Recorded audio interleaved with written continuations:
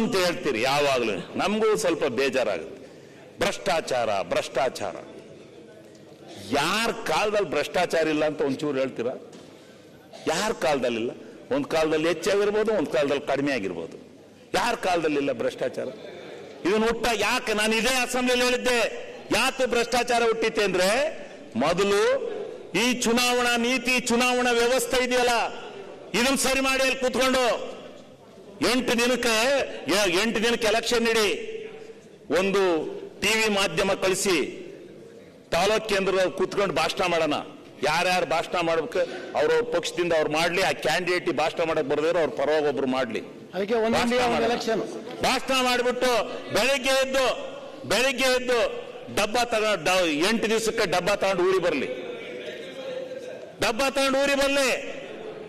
ಆವತ್ತು ಆ ಓಟನ್ನ ಇಲ್ಲಣ್ಣ ಹೆಚ್ಚಿಗೆ ಮಾತಾಡಲ್ಲ ತಗೊಂಡು, ಈ ಸಲ ಒಳ್ಳೇದಲ್ವೇನಣ್ಣ, ಇದು ನಮ್ಮನ್ನೆಲ್ಲ ವಿಮುಕ್ತರು ಮಾಡಲ್ವೇನಣ್ಣ, ನಾವೆಲ್ಲ ಇದಾಗಲ್ವೇನಣ್ಣ, ಈ ಚುನಾವಣಾ ಭ್ರಷ್ಟಾಚಾರದಲ್ಲಿ ನಾವು ಬಿದ್ದೋದ್ರೆ, ನಾವು ನಿತ್ತೋದ್ರೆ ನಮ್ಗೆಲ್ಲ MLA ನಮಗೆ ಒಳ್ಳೇದಾಗಲ್ವೇನಣ್ಣ? ಡಬ್ಬ ಹಾಕಿ ನಮ್ಮನ್ನ ಎಲೆಕ್ಟ್ ಮಾಡಿ ಕಳಿಸ್ಲಿ, ಯಾವುದೂ ಬೇಡ, ಎಲೆಕ್ಟ್ ಮಾಡಿ ಕಳಿಸ್ಲಿ, ಫ್ರೀ ಎಲೆಕ್ಟ್ ಮಾಡಿ ಕಳಿಸ್ಲಿ. ಆವಾಗ ಭ್ರಷ್ಟಾಚಾರ ನಿಲ್ಲುತ್ತೆ. ಭ್ರಷ್ಟಾಚಾರ ಸುಧಾರಣೆ ಆಗಲೇಬೇಕು ಅಂತಂದ್ರೆ ಈ ವ್ಯವಸ್ಥೆಗಳು, ಕೆಲವೊಂದು ವ್ಯವಸ್ಥೆಗಳು ಸುಧಾರಣೆ ಆಗಬೇಕು. ಆ ಸುಧಾರಣೆ ಮಾಡ್ತಕ್ಕಂಥ ಕೆಲಸವನ್ನ ಮಾಡಬೇಕು ಅಂತಕ್ಕಂಥ ಮಾತನ್ನು ಇದನ್ನ ಅಲ್ಲಿ ಮಾಡಬೇಕು.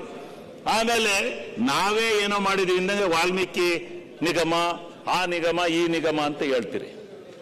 ದೇವರಾಜಸ್ ಟ್ರಕ್ ಅಂಡ್ ಟರ್ಮಿನಲ್ಸ್ ಇದರಲ್ಲಿ ಇವರೇನವ್ರು ಒಳಗಿದ್ರಲ್ಲ, ಯಾರ ಕಾಲದ್ದು?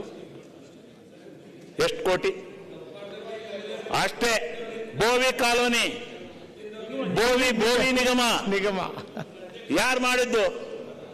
ಮಾಡಿ ಯಾವ್ಯಾವ ತಪ್ಪು ಮಾಡಿದ್ರೆ ನೀರು ಕುಡಿತಾರೆ. ನಾವೇನು ತಪ್ಪು ಮಾಡು ಅಂತ ಹೇಳಿದ್ದೆ ನಮ್ಮ ಇದ್ರವರು?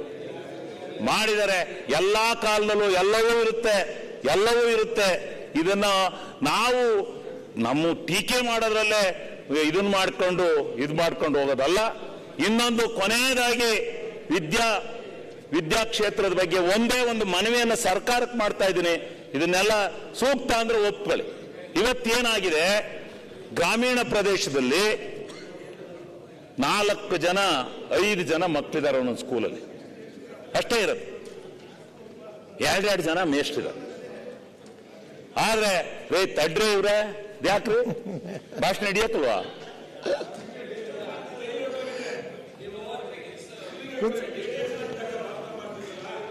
ಕುತ್ಕೊಳ್ರಿ ಕರೆಕ್ಟ್. ಈಗ ನಿನಗೆ ಇಡ್ಸಕ್ಕಲ್ಲ, ಸುಮ್ಕುರು. ಇಲ್ಲ ನಿನ್ಗೆ ಇಡ್ಸಕ್ಕಲ್ಲ. ಇಲ್ಲ.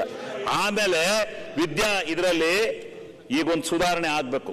ನನ್ನ ಮಂತ್ರಿ ಮಂಡಲದ ಸದಸ್ಯರಿಗೂ ಎಲ್ಲರಿಗೂ ನಾನು ಮನವಿ ಮಾಡ್ಕೊತೀನಿ.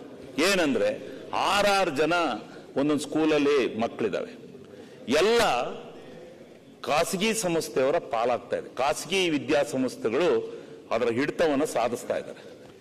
ಎಲ್ಲ ಮಕ್ಕಳನ್ನ ಬೆಳಿಗ್ಗೆ ಎದ್ದು ನಮ್ಮ ಸ್ವಂತ ಊರಲ್ಲಿ 35 ಕಿಲೋಮೀಟರ್ ಆಗುತ್ತೆ ಅರಸೀಕೆರೆಗೆ.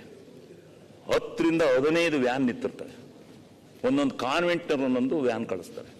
ಕುರಿ ತುಂಬ್ತಾರೆ ಆ ಹುಡುಗರನ್ನ. LKG UKG ಮಕ್ಕಳನ್ನು ಸಹಿತ ಸೇರಿಸಿ ಅಲ್ಲಿ ತಗೊಂಡೋಗಿ ಬಿಡ್ತಾರೆ. ಆಮೇಲೆ ಆ ದುಡ್ಡು ಹೇಳತ್ತೀರ್ದು ಕೊಡ್ತಾರೆ. ಯಾತ್ಗೆ ಓದಿಸ್ತಾ ಇದ್ದಾರೆ. ಕಾನ್ವೆಂಟಲ್ಲಿ ಓದಿಸಿರೋ ನಮ್ಮ ಮಕ್ಕಳೇನೋ ಏನೋ ಆಗ್ಬಿಡ್ತಾರೆ ಅನ್ನೋ ಒಂದು ಭ್ರಮೆ ಬಂದುಬಿಟ್ಟಿದೆ. ಆದ್ರಿಂದ ನಾವು ನಮ್ಮ ಸರ್ಕಾರ, ನಾನು ಹಿಂದೊಂದು ಸಲಹೆ ಕೊಟ್ಟಿದ್ದೆ, ಇದನ್ನು ತಪ್ಪಿಸ್ಬೇಕು ಅಂದ್ರೆ ಇಂಗ್ಲಿಷ್ ಮೀಡಿಯಂ ಅಲ್ಲಿ ವಿದ್ಯಾಭ್ಯಾಸವನ್ನ ಮಾಡಬೇಕು ಅನ್ನೋದು ಒಂದು ಅವರ ಮನವರಿಕೆ ಆಗಿದೆ, ಎಲ್ಲರ ಆಸಕ್ತಿ ಆಗಿದೆ. ಆ ಇಂಗ್ಲಿಷ್ ಮೀಡಿಯಂನಲ್ಲಿ ಅವರು ಇದನ್ನು ಮಾಡಬೇಕಾದ್ರೆ ಅವ್ರು ಯಾಕೆ ಹಂಗಂತಾರೆ?